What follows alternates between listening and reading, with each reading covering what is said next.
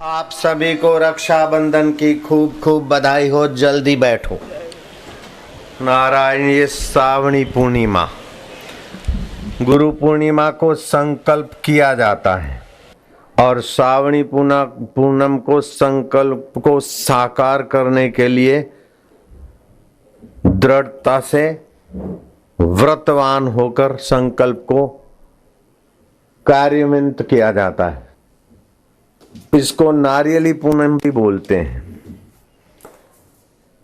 समुद्र खेड़ी लोग वरुण देवता को प्रसन्न करने के लिए सामुद्रिक तूफान आज की पूनम के बाद शमन होता है, शांत होता है सामुद्रिक उत्पात, और कहीं किसी कारण से उत्पात के शिकार न बने, इसलिए अपनी टचली अंगुली का थोड़ा सा रक्त बलि दे देते हैं और समुद्र को नारियल अर्पण करते हैं। आज की पूर्णिमा का, श्रावणी पूर्णिमा का पर्व मुसलमान लोग भी मनाते हैं, पारसी भी मनाते हैं और हिंदू लोग तो मनाते ही आए। भविष्य पुराण में सर्व रोग उपशमनम, सर्व शुभ सर्व अशुभ विनाशनम, सुकृत कृते न बद्धे में कम ये न रक्षा कृता भवेत, ये लिखा है। रक्षाबंधन पर्व पर धारण किया हुआ रक्षा सूत्र संपूर्ण रोगों तथा अशुभों कार्यों का विनाशक है। उसे वर्ष में एक बार धारण करने से वर्ष भर मनुष्य सुरक्षित हो जाता है, ऐसा लिखा है। ये न बद्धो बलिराजा दानवेन्द्रो महाबलः तेन त्वाम अनुबंधामि रक्षे माम चलम माचलः। आपको वह रक्षा सूत्र बांधती हूँ या बांधता हूँ जिससे दानवराज बलि बांधे गए थे। हे रक्षा, तुम नष्ट नहीं होना, सुरक्षित करना, जिसको मैं रक्षाबंधन के दिन रक्षा बांधती हूँ या बांधता हूँ। दुर्वासा ऋषि ने कहा, श्रावण की अष्टम अधिष्ठात्री देवी की गुह्य दृष्टि कुदृष्टि निवारण अवस्था, ये रक्षाबंधन की व्यवस्था की गई होगी। श्री कृष्ण को भी अनिष्ट निवारण के लिए रक्षा सूत्र बांधा गया था। इंद्राणी ने 12 वर्ष तक दैत्यों से जूझने वाले इंद्र, हमारे 12 वर्ष उनके 12 दिन, हताश से निराश हो गए थे। युद्ध से भागने की नौबत जैसी आई और अपने गुरुदेव से पूछा, और गुरुदेव ने शांत होकर बृहस्पति ने उपाय बताया कि पत्नी अगर पति के विजय का संकल्प करे, वो सतीत्व में है, उसके जीवन में कुछ न कुछ सत्व है, तो पति की रक्षा हो, इस भाव से तो रक्षा सूत्र बांध दे। शची ने इंद्र को रक्षा सूत्र बांधा। देखते देखते हार का मुंह देखने वाले इंद्र विजयी बने। रोगानाम शारदी माता, रोगों की मां आई शरद ऋतु कल से शुरू हो गई, 2 महीने तक रहेगी। गर्मियों में और दिनों में जो पित्त का संचय हुआ वो अब उत्पात मचाएगा। होठ फट जाना या होठ पर थोड़ा पित्त की असर होना, मुंह में छाले पड़ना आदि, ऐसे लोगों को 10 ग्राम आंवला चूर्ण का घोल बनाकर रोज पीना चाहिए, इतवार को छोड़कर, पित्त शमन के लिए। नीम के पत्ते पित्त शामक है, करेले आदि की सब्जी हितकारी है। गुरु पूर्णिमा संकल्प करने का, लघु में से गुरु होने का, शरीर से, मन से, इंद्रियों से जो तादाद में वो तोड़कर अपने गुरु स्वभाव में टिकने का गुरु दर्शन और गुरु संकल्प किया जाता है। लेकिन श्रावणी पूर्णिमा उस गुरु संकल्प को क्रिया में परिणित करके अपने जीवन में गुरु सुख, बड़ा सुख, बड़ी समझ, बड़ी शांति लाने का है। आज के दिन सामगान का प्रागट्य हुआ था। शारदा का पूजन भी आज के दिन किया जा सकता है। और सामगान, सामवेद, सामगान। राजा दशरथ श्रवण को मृग समझकर शब्द भेदी बाण से कष्ट पहुंचाया। जाके देखा ही शिकारनी तो मनुष्य के बच्चे की हत्या हो रही। तो श्रवण के अपराध से बचने के लिए राजा दशरथ ने आज के दिन का प्रचार प्रसार में अधिक रस लिया। श्रवण कुमार की सुप्रसिद्धि करने के लिए आज का दिन श्रवण विदाई हुए संसार से, तो श्रवण की याद में भी मनाने का व्यवस्था किया। राजसत्ता है जो जैसा मोड़ तोड़ दे दे। सिकंदर के गुप्तचरों ने बताया कि राजा पुरु के योद्धे बड़े बलवान हैं। राजा पुरु धर्मनिष्ठ है और उसके सिपाही सैनिक सब अपने स्वामी से वफादार है। राजा पुरु का सैन्य और राजा पुरु हम पर भारी पड़ेंगे, ये समाचार सिकंदर ने भांप लिए थे। सिर खुजलाता उदास सिकंदर की पत्नी सिकंदर की परेशानियां समझ गई। उसने सुन रखा था कि जो महिला किसी पुरुष को राखड़ी बांधती है तो वो पुरुष उसका भाई बन जाता है। राजा पुरु ने घोषणा कर दी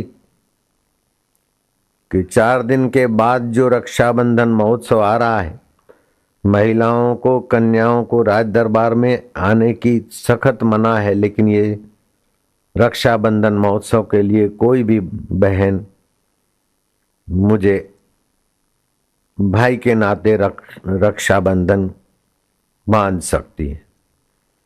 सिकंदर की पत्नी खूबसूरत थी लेकिन खूब चालाक भी थी।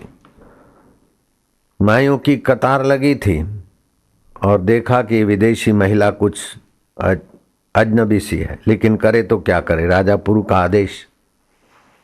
पुरु के हाथ में जब धागा बांधने वाली विदेशी महिला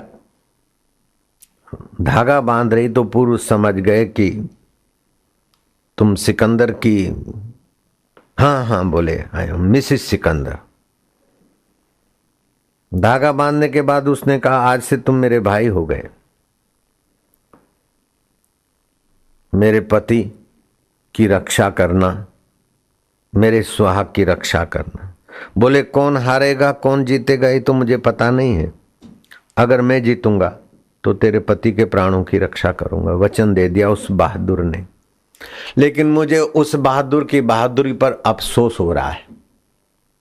बहादुर अगर सत्संग समझता तो वचन का सही अर्थ लगाता। स्वर्गीय पुरु के लिए मेरे हृदय में कोई नफरत तो नहीं है, लेकिन समाज अंधकार की खाई में न गिरे ये मेरा कर्तव्य है। सत्य तो बोलना चाहिए, लेकिन जिस सत्य से धर्म की रक्षा होती हो, जीव की रक्षा होती, वो सत्य है। गाय जा रही थी, कसाई पीछे पड़ा और तपस्वी से पूछा कि गाय किधर को गई। तपस्वी ने इशारा किया और वो कसाई ने गाय पकड़ के मार डाली। आकाशवाणी हुई कि हे मूर्ख, तूने असत्य कर दिया। सत्य भी हितकर होना चाहिए। शांति शांति शांति, कायरता वाली शांति नहीं चाहिए। कभी जरूरत पड़ती तो क्रांति के बाद शांति आती। श्री कृष्ण से शांति शांति पाने के लिए अर्जुन जा रहे थे, लेकिन धर्मज्ञ श्री कृष्ण ने कहा नहीं, शांति पाने का अगर उत्साह होता तो पहले जाता। अभी ममता और मोह में कायरता को शांति का पैजामा लबास पहरा के जा रहा है। कायरता को शांति का लबास पहरा के शांति नहीं होती। मैं कभी किसी को बोलता हूं या गर्जना करता हूं तो कुछ मूर्ख लोग बोलते महाराज आप तो संत हैं, आप तो शांति करिए। मैं उसको बोलता हूं दलाल तू चुप बैठ, हमें पता है कहाँ बोलना, कहाँ गर्जना करना और कहाँ हाथ जोड़ना। इतना लंबा तो उनको नहीं बोलते, लेकिन 2 शब्द मीठे सुना देते हैं और जरा गर्जना वाले आवाज में, दलाल तू चुप, सिट डाउन।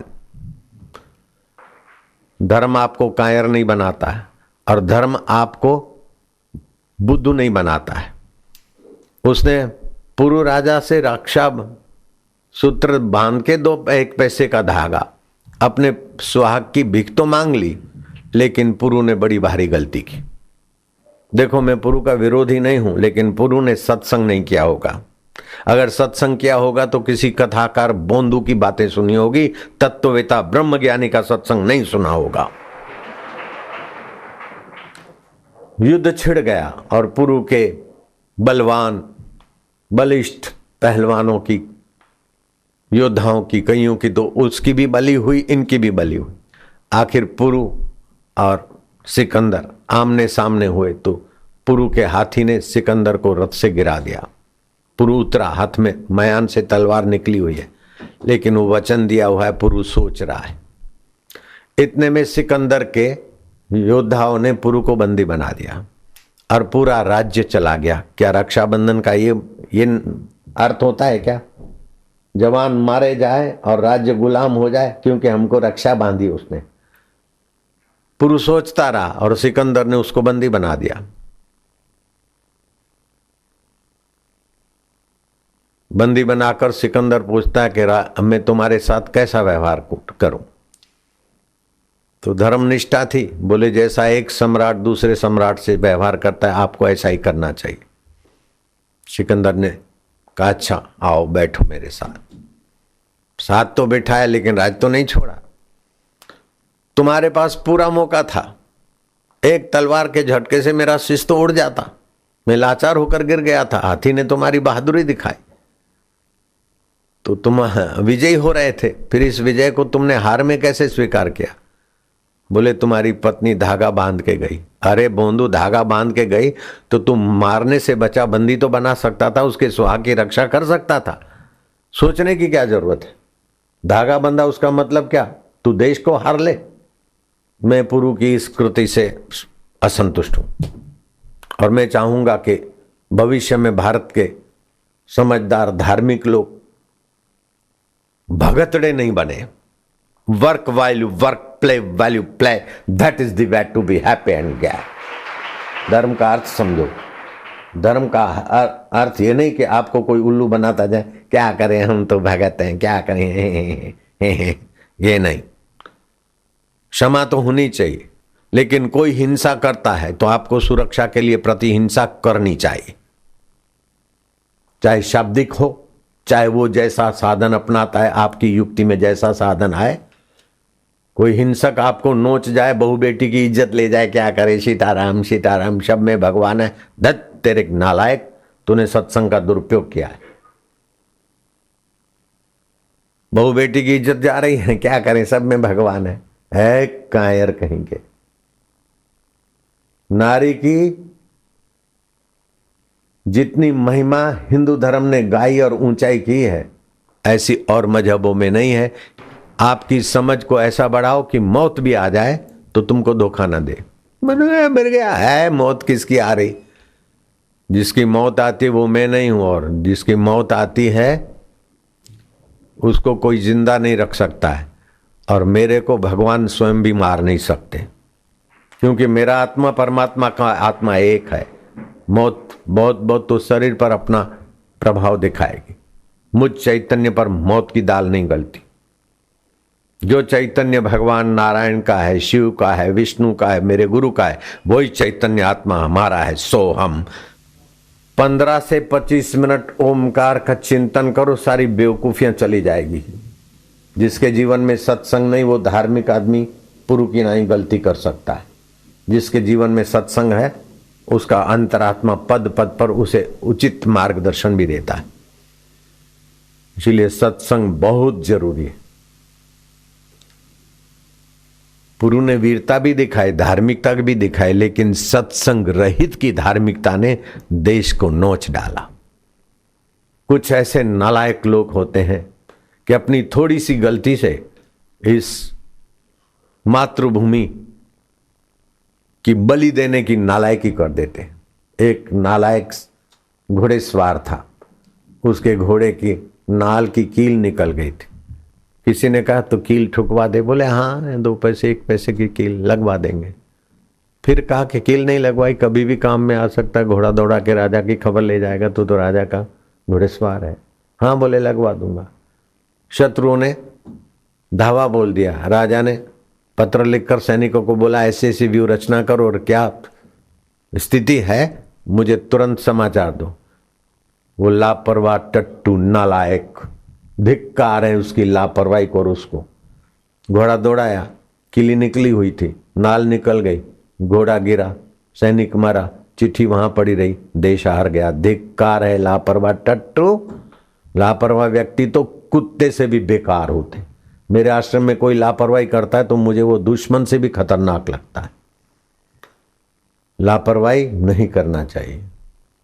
सभी शिष्य लोग सुन ले, सभी साधक सुन ले, अपने काम में लापरवाही करते हो तो तुम कुत्ते से भी बेकार हो, बापू के शिष्य कहलाने के लायक नहीं हो। कहावत आ गई, खील न ठुकाई, घोड़ा गिरा, सैनिक मरा, देश हारा। खील 1 पैसे की भी नहीं थी वो जमाने में। ऐसे ही नेपोलियन बोनापार्ट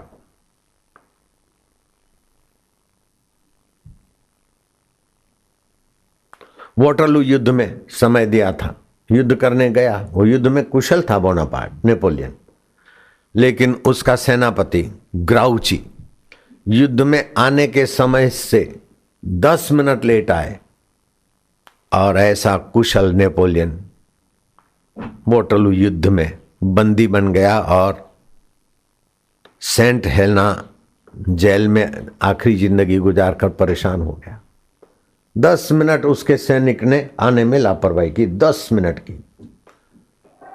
नारायण नारायण नारायण नारायण। मुझे कोई रक्षा बांध दे और मुझे युद्ध के मैदान में ऐसा कोई मिल जाए तो मैं पुरु जैसी गलती नहीं करूंगा, क्योंकि मेरे पास लीलाशाह भगवान का ज्ञान है। वो रथ से गिरा है, उसको मारूंगा नहीं, लेकिन तुरंत उसको बंदी बनाऊंगा। मैं विचार करता रहूं और मुझे लोग बंदी बना दे और देश हार ले, ऐसी बेवकूफी मेरे पास नहीं रहेगी, क्योंकि मैं लीलाशाह प्रभु का प्रसाद सत्संग पाया है। मैं तो मेरे गुरुदेव को 1000 बार प्रणाम करता हूं। अगर ऐसे गुरु नहीं मिले होते तो हम भी भगतड़े बन जाते, भगवान के नाम पर उल्लू बने जाते, लोग हमारा शोषण करते रहते। ये बड़ा पीर है, मत्था टेकते रहो, ये फलाने पीर है, ये फलाने भगवान है।